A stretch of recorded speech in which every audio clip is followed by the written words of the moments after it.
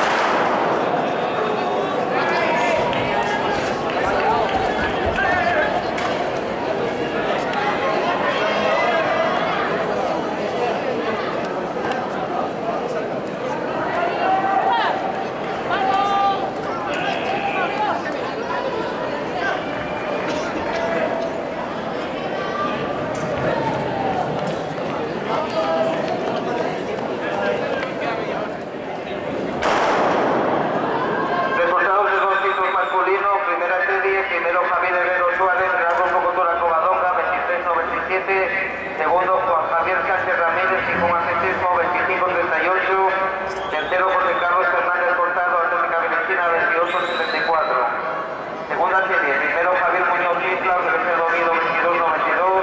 Segundo Roberto José Rodríguez y Huerta, Alcaldo Gijón 26-54.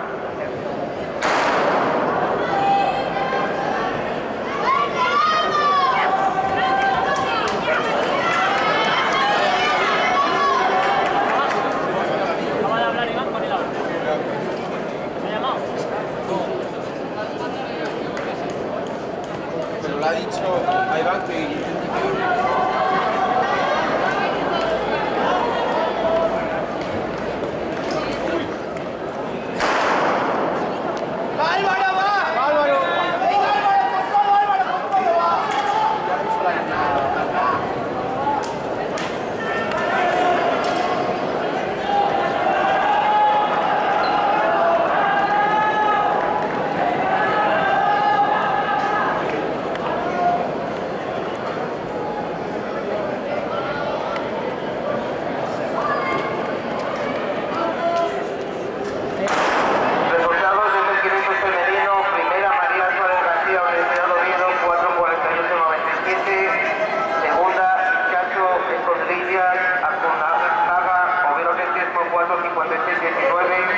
Tercera, Andrea